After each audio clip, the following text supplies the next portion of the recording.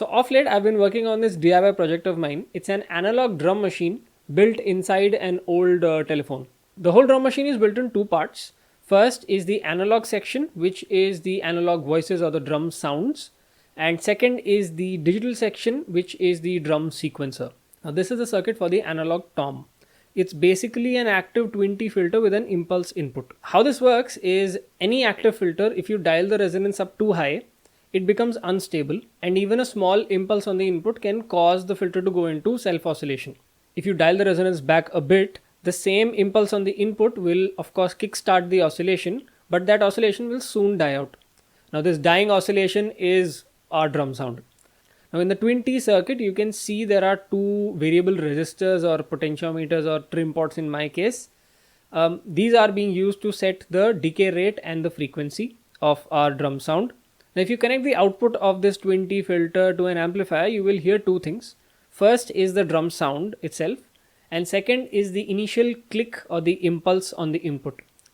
I wanted to get rid of the click sound, so I added a small RC low pass filter after the output of this 20 filter, and just to make the sound a bit more interesting, I added two back-to-back diodes which act like clipping diodes.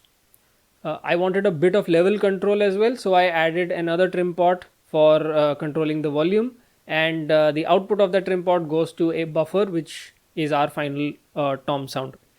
Now let me explain what's happening on the input section. The output of any microcontroller is going to be a digital output, which is essentially a square wave.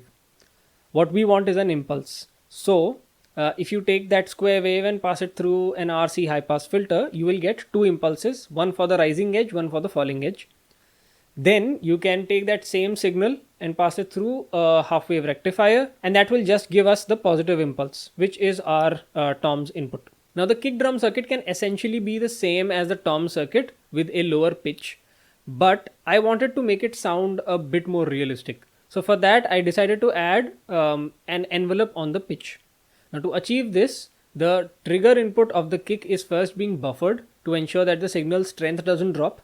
That buffered trigger input is then being sent through a diode to charge up a capacitor. And to control how quickly this capacitor discharges, I've added a transistor buffer. Now the output of this transistor buffer is then being sent to another transistor that is connected to the pitch control of our filter.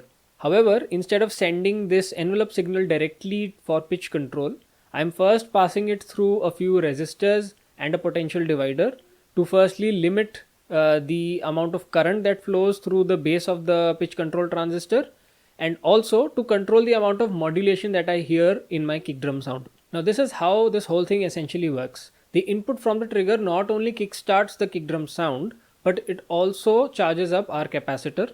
Now this charged up capacitor also switches on the transistor that is responsible for the pitch control.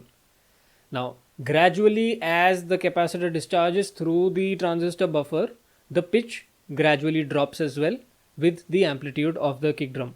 The rate at which this capacitor discharges is being controlled mainly by the emitter resistor on this transistor buffer. If you want a faster decay on the frequency modulation of the kick, then you can use a lower value resistor to discharge the capacitor quickly, or you could go for a higher value resistor if you want the discharge to be very gradual. Now let's look at the snare circuit. Now the snare sound in my drum machine is basically a burst of white noise that has been EQ'd. So we start off with a white noise circuit made using a transistor and a resistor. Here the transistors base and emitter are in reverse bias and the collector is not connected anywhere. And this circuit actually produces a white noise, but the signal is very weak, so you need to amplify it. So I'm pushing that through a non-inverting amplifier. Now to get a more realistic snare sound, you need to get rid of all the bass frequencies. So I decided to add a bit of EQ to this amplifier as well. However, this is where I've actually made a mistake. So this is the circuit diagram of an active high pass filter that you will find in any electronics textbook. Here you can see the resistor and capacitor are connected in series. Whereas in my circuit, I've put the resistor and capacitor in parallel. Now although the circuit is wrong, it was actually sounding really good. Adding the capacitor in parallel is somehow adding a pitched whistling sound to this white noise, and it's kind of making it sound really nice. So I just went with the circuit, and the output of this circuit then goes to what is essentially a voltage controlled amplifier. Now in general, VCAs or voltage controlled amplifier circuits are actually kind of complicated. Since we are just dealing with noise, we can actually get away with a horribly designed VCA made using a simple common emitter amplifier. Now the idea is simple. When the circuit first receives a trigger input, the capacitor gets charged up to the maximum voltage, which in turn turns on this amplifier to its maximum gain. Now once the trigger is gone, the diode prevents any current to flow back. So the only way the capacitor can discharge is through the amplifier and through the 100k resistor. As the capacitor discharges, the voltage on the capacitor will drop, which will in turn reduce the gain on our VCA, and that will give us our decaying noise. Now, finally, the snare sound is sent through an RC high pass filter. The potentiometer is there for level control, and you just buffer it to get our final snare sound. Now the hi-hat circuit is pretty much similar to the snare circuit when it comes to the voice. The minor difference being the capacitor values. I went with really low capacitor values so that the overall cutoff frequency for the filters goes very high, which will give us just a thin sizzle to get the hi-hat sound right. I wanted two sounds for the hi-hat, one for the closed hi-hat sound and one for the open hi-hat. This can be achieved by simply changing the value of the resistor that is responsible for discharging our capacitor. So essentially how this circuit works is both the digital trigger inputs are not just connected to the main trigger for the hi-hat voice, but they are also setting or resetting an SR latch made out of two PNP type transistors. If the closed hi-hat input receives a trigger, then that will set the latch which switches on our transistor, which connects our 10k resistor to ground. This means the capacitor is going to discharge really quickly, giving us a closed hi-hat sound. On the other hand, when the open hi-hat input receives a trigger, it will reset our latch, which will open our transistor, disconnecting the 10k resistor from ground. And now the only discharge path for the capacitor is through the VCA itself, and that gives us a very long decay, making it sound like an open hi-hat. Now once you've made all four voices, you need a way to mix them together and send it to a single mono output. So for that, I made a very simple adder circuit which acts like an audio mixer, and the final output of our mixer is just sent through an AC coupling capacitor to our output jack. The value for the coupling capacitor on the mixer's output is right now set to 1 microfarad, since I'm assuming that the input impedance of whichever device this drum machine is connected to is going to be significantly higher than 100 kilo ohms. If you plan to connect this to, say, an audio interface that is expecting a line level input, the input impedance of these devices is often going to be 10 kilo ohms or a bit higher than that. So I would recommend replacing that 1 microfarad capacitor with a 10 microfarad capacitor. This will ensure that the bass of your audio doesn't get lost. Let's talk about the sequencer. Now the heart of the sequencer is basically an Arduino Nano. To give it inputs for our sequences, I'm using the keypad from the telephone itself. Now any kind of keypad is essentially a button matrix.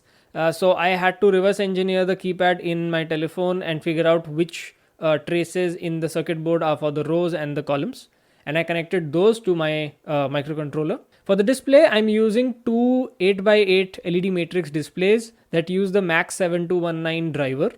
After connecting the keypad and the display to the Arduino, I realized I was running out of IO pins for the trigger outs. So I decided to use this 74HC595 shift register. So the Arduino essentially pushes the trigger information onto this shift register, whose outputs are connected to the actual analog circuits or the analog drum voices. Let me give you a general idea of how the code works. There are three libraries that I'm using. One is the keypad library for scanning the button matrix of my telephone. The second one is the LED control library for controlling my display. And the third one is the timer1 library. This is actually, in my opinion, the most important library here, since it's responsible for keeping track of time and it ensures that the drum sounds are being triggered at the correct time. Now the timer1 is helping by essentially triggering an interrupt 24 times per beat. And in my interrupt handler, I am essentially pushing the trigger information for that specific step to the output using this simple shift out function that I wrote. For handling the keypad input, I am essentially using this really long switch case in my main loop that takes care of each and every button press. And whenever a button press is detected, I am also updating the screen. Considering the amount of information I had to put on the display, I ended up writing my own bitmaps. So if you want, you could try coming up with your own custom characters or custom symbols for denoting each and every channel instead of using the alphabets. Now, on a final note, depending on the telephone you finally decide to hack, the key position in your button matrix will of course differ from mine. So you will have to rearrange these characters in this matrix based on the keys that are there in your telephone. The final thing I would like to discuss in this project is the power supply. So let me just open it up and give you a closer look at the circuit board itself. Both the digital and analog sections of my drum machine require different voltages. So while 5 volts from the power bank is enough for the digital section, for analog I needed a bit more headroom. So for that I added this small boost converter module that takes the 5 volts and boosts it up to 12. Op-amp based circuits also need a bipolar supply. So I'm basically faking a bipolar supply by creating a virtual ground using a voltage divider and this DC coupling capacitor. The testing you do on a breadboard won't always pan out when you move that same circuit to a proto board. So here's a problem that I faced. You can see here is the virtual ground that I've created, but the circuits that actually need this virtual ground, the kick and the tom circuits, they have been built here. So because of this distance, I could hear crosstalk between these two drum sounds. So if you trigger the kick, somehow the tom was getting triggered as well. So I ended up adding another DC coupling capacitor here for the virtual reference ground, which is effectively parallel to this one, just to get rid of that crosstalk between the two drum sounds. If you are already into hobby electronics, it probably won't come off as a surprise if I told you that the most power hungry module in this whole device is actually the display. Simply because of the sheer number of LEDs that have to stay on. Not only does it draw a lot of current, but it's also extremely noisy.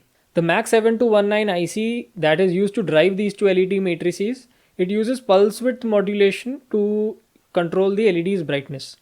So that basically injects a lot of noise in the power supply.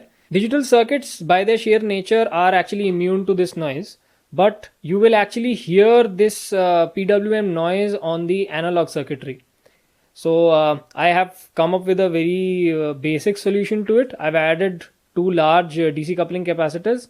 One of them is a 10 microfarad, the other is a 470 microfarad capacitor. And it is kind of reducing this noise, not completely. I can probably still hear it if I amplify the signal just too much. And you will hear it if you increase the brightness on the screen. But it's a problem I still need to figure out, maybe use a different display altogether. So if you do plan to build this device, just watch out for that. And if you have found a better solution to it, let me know in the comment section. For the sake of simplicity and even aesthetics, I decided to not have any controls for the analog drum voices on the front panel. So the only chance I had of setting up these sounds was either during testing on the breadboard or by tuning the trimmers in my circuit board itself. But that doesn't mean it's not possible. So you could technically replace all the trim pots with the actual panel mount potentiometers and even replace some of the fixed resistors with the panel mount potentiometers to have that flexibility of tweaking the sound while the drum sequence is still running. So that is it for this project. If you've got any questions or queries, let me know in the comment section. And do let me know what you thought about this project. Thanks for watching.